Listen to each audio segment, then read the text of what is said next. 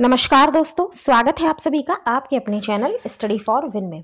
और आज के इस वीडियो में हम बात करने वाले हैं संस्कृत विषय से रिलेटेड एक टॉपिक के बारे में, जिसका नाम है संस्कृत की शिक्षण विधियां। ठीक है, संस्कृत की शिक्षण विधियों के विषय में हम आज के इस वीडियो में डिस्कस करेंगे। तो प्लीज़ वीडियो पसंद आने पर वीडियो को लाइक और शेयर ज़रूर कीजिएगा। संस्कृत की शिक्षण विधियों की अगर हम बात करते हैं तो जैसा कि आप जानते हैं कि शिक्षण विधियां वो विधियां होती हैं जिसके थ्रू एक टीचर अपने स्टूडेंट्स को पढ़ाता है। ठीक, तो शिक्षण के कार्य में जिन विधियों का प्रयोग किया जाता है वही विधियां शिक्षण विधियां कहलाती हैं, फिर वो किसी भी विषय की क्यों ना हो, चाहे संस्कृत की हो, हिंदी की हो, गणित की हो या किसी अन्य विषय की हो।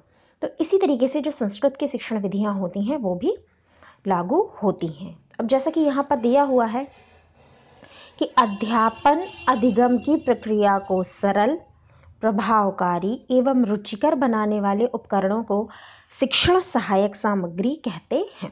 ठीक, अब अगर शिक्षण विधियों के अंतर्गत हम बात करें कि शिक्षण विधियों को या शिक्षण प्रक्रिया को, शिक्षण की प्रक्रिया को, अधिगम की प्रक्रिया को, शिक्षण अधिगम प्रक्रिया को सरल, प्रभावशाली और रुचिकर बनाने के लिए हम जिन उपकरणों का यूज़ करते हैं, जो TLM यूज़ करते हैं यानी कि टीचिंग लर्निंग मटेरियल्स यूज़ करते हैं, उनको हम शिक्षण सहायक सामग्री कहते हैं। अब सहायक सामग्री की यदि बात की जाए तो आपकी जो सहायक सामग्री होती है वो 3 प्रकार की होती है। पहली दृश्य, दूसरी श्रव्य और तीसरी दृश्य श्रव्य। इससे आप भली भांति परिचित हैं कि हम 3 तरीके की शिक्षण सहायक सामग्री या टीचिंग लर्निंग मटेरियल्स का यूज़ अपनी टीचिंग में करते हैं। अब अगर हम इसके अंतर्गत जाएं कि कौन कौन सी चीज़ें इसके अंतर्गत आती हैं, तो अगर हम दृश्य सामग्री की बात करें तो इसमें आपका हो जाएगा बुलेटिन बोर्ड, चित्र, पुस्तक, नमूने, मानचित्र यानी मैप्स, चार्ट और बहुत सारी चीज़ें जिन्हें हम सिर्फ देख सकते हैं। तो वो सारी चीज़ें आपकी आ जाएंगी दृश्य सामग्री के अंतर्गत। श्रव्य सामग्री की बात करें तो ऐसी सामग्री जिसको हम सुनकर कोई भी नॉलेज गेन करें, जैसे रेडियो हो गया आपका, फ़ोन हो गया, टेप रिकॉर्डर हो गया, ये सारी चीज़ें आपकी श्रव्य सामग्री के अंतर्गत आ जाएंगी। और उसके बाद आपका आ जाता है दृश्य श्रव्य सामग्री, यानी देखकर और सुनकर दोनों के थ्रू जिससे हम सीखते हैं, तो वो हो जाएगी दृश्य श्रव्य सामग्री। जैसे कि सिनेमा हो गया आपका, टीवी हो गया, नाटक हो गया, कोई भी हम प्ले देख रहे होते हैं, कोई भी हम नाटक देख रहे होते हैं, तो वहाँ पर क्या होता है कि दृश्य श्रव्य दोनों चीज़ें होती हैं। हम देख भी रहे हैं और सुन भी रहे हैं और उसके बाद हम उससे नॉलेज गेन कर रहे हैं, तो वहाँ पर ये चीज़ें आ जाएंगी। अब कुछ चीज़ें हैं इसमें दी गई हैं जिनके बारे में थोड़ा सा डिटेल आपको दिया गया है। जैसे कुछ चीज़ें हैं, जैसे रेडियो है, फ़ोन है, टीवी है, इन सब के बारे में तो आपको नॉलेज है ही, इसके बारे में तो कुछ बताना नहीं है। लेकिन कुछ चीज़ें हैं जैसे रेखा चित्र, तो रेखा चित्र की यहाँ पर जैसे बात की गई है, तो रेखा चित्र क्या है? वास्तविक पदार्थ, नमूने, मानचित्र, इन तीनों के अभाव में किसी वस्तु या स्थान के बारे में अध्यापन के लिए रेखा चित्र का प्रयोग किया जाता है। ठीक है, अगर हमारे पास कोई वास्तविक पदार्थ ना हो, हमारे पास कोई रियल ऑब्जेक्ट ना हो, कोई नमूना ना हो उससे रिलेटेड, जैसे कोई बहुत बड़ी चीज़ जब हमें समझानी होती है तो उस चीज़ को समझाने के लिए हम उसका नमूना यूज़ करते हैं। जैसे मान लीजिए कि हमें सौर मंडल के बारे में पढ़ाना है, तो सौर मंडल अब हम ब्रह्मांड में जाकर तो दिखा नहीं सकते हैं क्लासरूम में बच्चों को, तो अब हम क्या करेंगे कि हम सौर मंडल का एक नमूना ले लेंगे, थर्माकोल पे बना लेंगे या किसी भी चीज़ पे बना लेंगे और एक नमूना टाइप का लेकर और उसके थ्रू हम बच्चों को समझाएंगे। ठीक है, अगर हमें पवन चक्की के बारे में समझाना है तो हमने एक इस तरीके का नमूना बना लिया पवन चक्की का और उसके थ्रू हमने उसको समझाया, तो तब हम इस तरीके के ऑब्जेक्ट्स को समझाने के लिए, ऐसे कोई टॉपिक आ जाए आपका, उसको समझाने के लिए हम नमूनों का यूज़ करते हैं।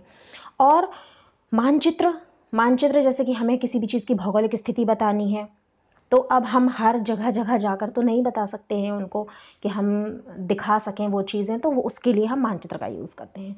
लेकिन अगर हमारे पास इनमें से कोई भी चीज़ ना हो, यानी कि ना ही वास्तविक पदार्थ हो या ना ही हमारे पास नमूना या कोई मॉडल भी ना हो हमारे पास, या हमारे पास मानचित्र भी ना हो, तो उस स्थिति में जब हमारे पास तीनों वस्तुओं का अभाव हो, तब ऐसे में हमें किसी व्यक्ति के बारे में, वस्तु के बारे में, स्थान के बारे में, किसी भी चीज़ के बारे में बताना होता है, तो हम रेखा चित्र का उपयोग करते हैं। हम उसका एक रेखा चित्र खींच लेते हैं और उसी के थ्रू हम बच्चों को पढ़ाते हैं। उसके बाद आपका आता है मैजिक लालटेन। तो इसमें क्या होता है, किसी भी पाठ का प्रदर्शन किसी पर्दे या दीवार पर किया जाता है। जो भी स्टूडेंट्स बीएड किए हुए होंगे उन्होंने मैजिक लालटेन के बारे में काफ़ी डिटेल में पढ़ा होगा, और आई थिंक बीटीसी वालों ने भी काफ़ी पढ़ा होगा। तो इसमें क्या होता है कि एक रे के थ्रू या एक लाइट के थ्रू जो ऑब्जेक्ट होता है उसका जो चित्र होता है वो पर्दे पर या दीवार पर दिखाई देता है। तो इसके द्वारा किसी पाठ का प्रदर्शन किसी पर्दे पर किया जाता है, जस्ट लाइक अ प्रोजेक्टर। ठीक, नेक्स्ट है आपका एपिडाइस्कोप, जिसको हम चित्र विस्तारक यंत्र बोलते हैं। इससे क्या होता है कि छोटे छोटे जो चित्र होते हैं उनको बड़ा करके दिखाया जाता है, जूम करके दिखाया जाता है। ठीक है, छोटे छोटे चित्रों को हम बड़ा करके, ताकि हम कोई भी एक चीज़, जैसे हमने छोटा सा एक चित्र कोई लिया हुआ है उसको हमने इसके ऊपर रखा तो ये उस चित्र को बड़ा कर देता है।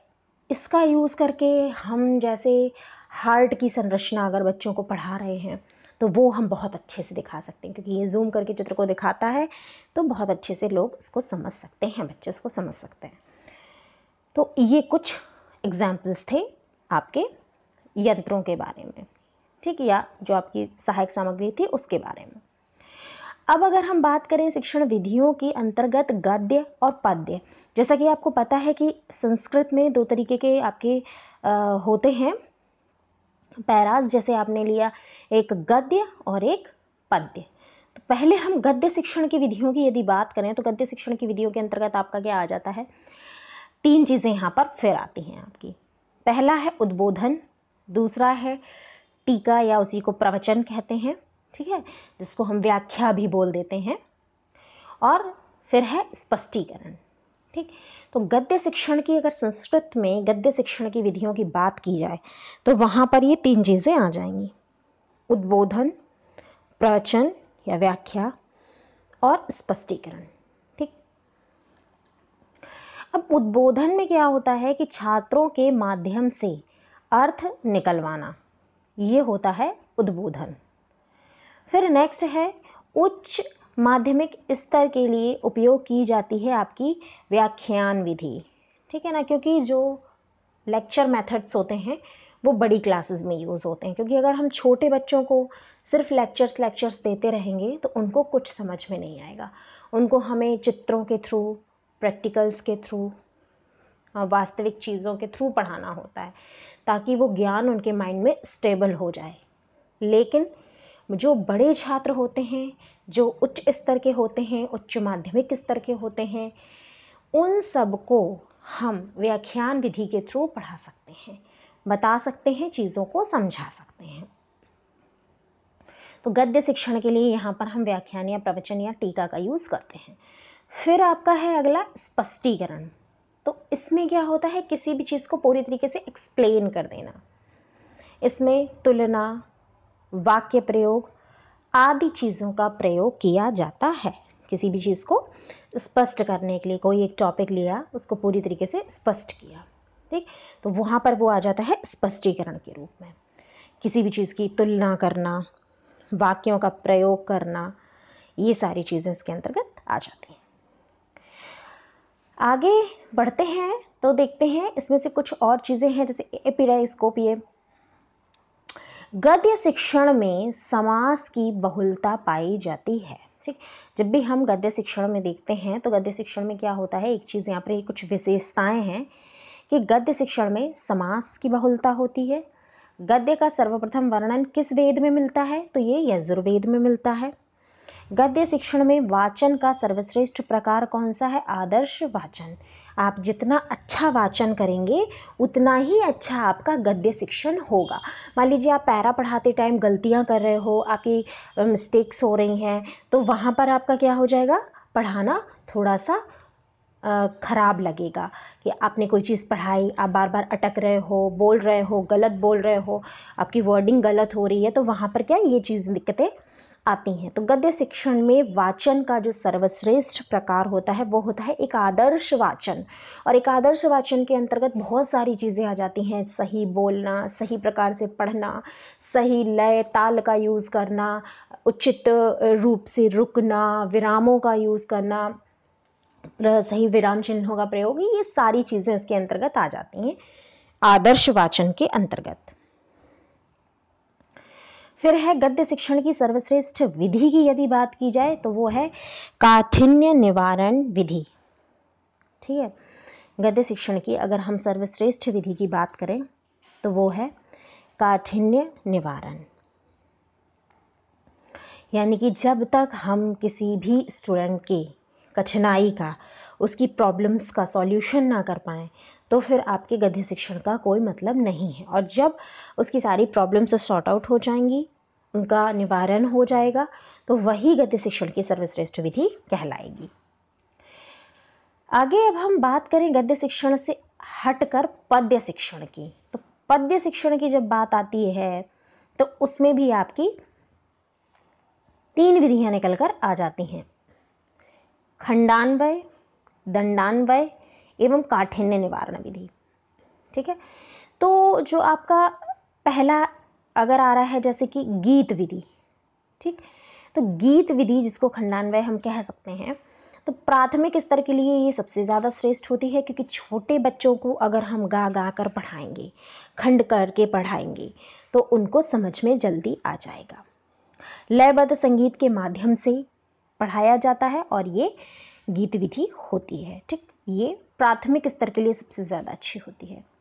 फिर दूसरा है दंडान्वय विधि। इसमें क्या होता है, संपूर्ण श्लोक को पूर्ण वाक्य में परिवर्तन करना दंडान्वय विधि होता है। कि किसी भी श्लोक को हमने लिया, जैसे कोई आपका सुभाषितानी हो गया, कोई श्लोक हो गया, कोई भी चीज़ हो गई, उसको हम वाक्य के रूप में परिवर्तित कर दें तो वो हो जाती है दंडान्वय विधि। इसमें छात्र स्वयं ही शिक्षक की तरह होता है, यानी शिक्षक की सहायता से श्लोक के जो प्रधान अंश हैं उनको खोजता है। ठीक, और फिर आपकी जैसे लास्ट विधि आती है जो खंडान्वय है, उसमें है कि इसमें सबसे पहले प्रधान वाक्य को खोजा जाता है, खंड कर दिए जाते हैं सेंटेंसेस के, और उसके बाद उसको खोजा जाता है कि उसमें प्रधान क्या है, कि सब्जेक्ट है इसमें मेन, या ऑब्जेक्ट है इसमें मेन, या फिर क्रिया इसमें मेन है, ये सारी चीज़ें हैं। ठीक, मैं थोड़ा सा इंग्लिश वर्डिंग यूज़ कर रही हूँ ताकि आप लोगों को चीज़ें समझ में आ जाए, क्योंकि मैं एकदम शुद्ध हिंदी में बोलूँगी तो शायद आप लोगों के थोड़ा सा दिक्कत हो समझने में, इसलिए। यहाँ पर एक चीज़ और है कि सर्वश्रेष्ठ वाचन अगर कोई होता है पद्य का तो वो है सस्वर वाचन। सर्वश्रेष्ठ विधियों की अगर हम बात करें तो खंडान्वय, दंडान्वय, काठिन्य निवारण, ये आपकी सारी विधियाँ होती हैं।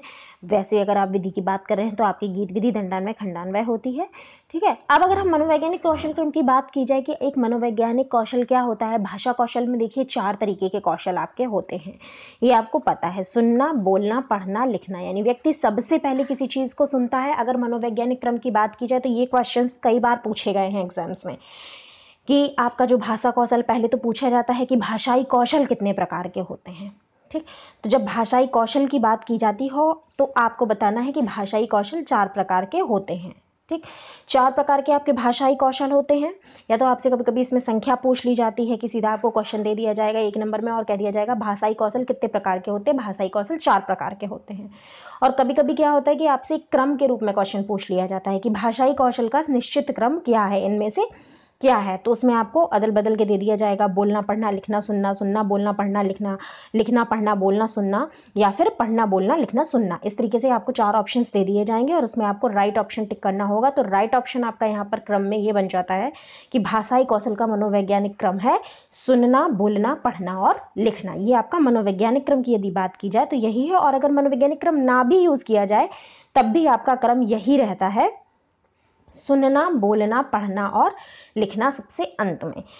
क्योंकि कोई भी बालक सबसे पहले किसी चीज़ को सुनता है, सुनने के बाद उसे बोलना सीखता है, फिर पढ़ना सीखता है किताबों को, चीज़ों को, और उसके बाद सबसे लास्ट में भाषा का कौशल आता है लिखना। ठीक है, तो भाषा के आपके 4 कौशल हैं और उनका ये क्रम है।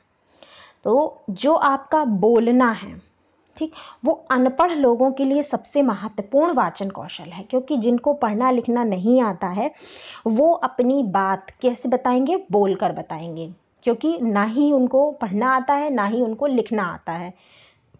तो वो बस आपकी बात सुनेंगे और अपनी बात कहेंगे। तो अगर आपसे एक ये क्वेश्चन पुटअप किया जाए कि अनपढ़ लोगों के लिए सबसे महत्वपूर्ण वाचन कौशल इनमें से कौन सा है, सुनना, पढ़ना, लिखना या बोलना, तो आप क्या टिक करोगे, आप करोगे बोलना। ठीक, अनपढ़ लोगों के लिए क्वेश्चंस आप राइट डाउन करते जाइए, जो मैं इनमें से बीच बीच में से बता रही हूँ कि इनमें से कौन से क्वेश्चंस निकल कर आपके एग्जाम्स के लिए आ रहे हैं।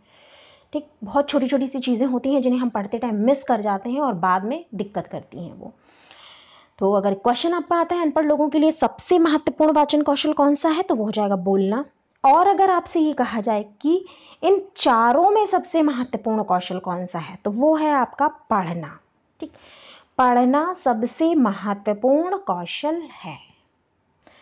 अब अगर हम बात करते हैं आगे लेखन कौशल की, ठीक है, लेखन कौशल की अगर हम बात करते हैं तो इसके अंतर्गत आपकी 3 चीज़ें आ जाती हैं कि लेख 3 प्रकार के हैं, 3 कौशल हैं इसके अंतर्गत। अनुलेख जिसे हम दृष्टिलेख कहते हैं, प्रतिलेख जिसे हम सुलेख कहते हैं, और श्रुतिलेख। ठीक, अनुलेख यानी कि दृष्टिलेख यानी देख देख कर लिखना। इसमें छात्र क्या करता है, देख कर लिखता है। जैसे हम छोटे बच्चों को कह देते हैं कि अपनी हिंदी की बुक से या इंग्लिश की बुक से देख देख कर कॉपी में एक पेज कर कर लाओ, चलो राइटिंग करके दिखवाओ, तो वो चीज़ आ जाती है अनुलेख में या दृष्टिलेख में, कि देख देख कर बच्चे जब अपनी कॉपी में राउट डाउन करते हैं तो वहाँ पर आपका दृष्टिलेख आ जाता है। प्रतिलेख या सुलेख, इसमें छात्रों को सुंदर शब्द लिखने की क्षमता विकसित होती है। जब हम कहते हैं कि जाओ एक पेज सुलेख करो, सुलेख मीन्स सुंदर लेख, प्रतिलेख। ठीक, तो जब हम सुंदर राइटिंग की बात करें तो वहाँ पर सुलेख आ जाता है। और लास्ट है आपका श्रुतिलेख। श्रुतिलेख माने सुनकर लिखना, जिसको हम कहते हैं कि हम इमला बोल रहे हैं। एक सिंपल शब्दों में जब हम कहते हैं ना कि हम इमला बोल रहे हैं, लिखो, तो वो चीज़ आ जाती है श्रुतिलेख में, कि सुनकर लिखना, जो हमें बोला जा रहा है उसको हमने सुनना है और फिर हमें लिखना है। ठीक है, तो ये सारी चीज़ें हैं जो भाषाई कौशल को विकसित करती हैं।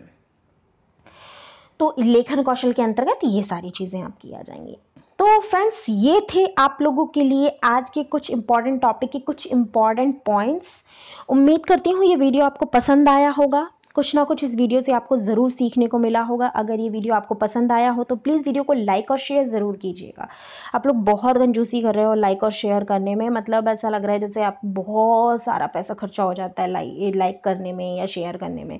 तो इतनी कंजूसी मत करो यार प्लीज़, और उसको लाइक करो, शेयर करो और चैनल को सब्सक्राइब करो यार।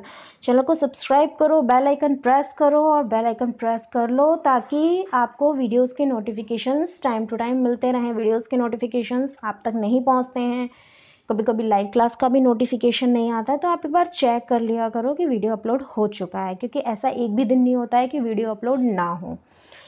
तो प्लीज़ आप चैनल को सब्सक्राइब करके हमारी प्यारी सी फैमिली का हिस्सा बन जाइए। वीडियो पसंद आया हो तो कमेंट्स के माध्यम से ज़रूर बताइएगा कि आपको इस वीडियो में क्या क्या सीखने को मिला। फिलहाल के लिए इस वीडियो में इतना ही। अगर आप मुझे फॉलो करना चाहते हैं तो आप मुझे किसी भी सोशल साइट पे फॉलो कर सकते हैं, ट्विटर, फेसबुक या फिर इंस्टाग्राम। हर एक सोशल साइट की लिंक इसी वीडियो के डिस्क्रिप्शन में दी गई है। किसी भी तरीके की समस्या के लिए आप कमेंट सेक्शन में जाके प्रश्न अपने पूछ सकते हैं।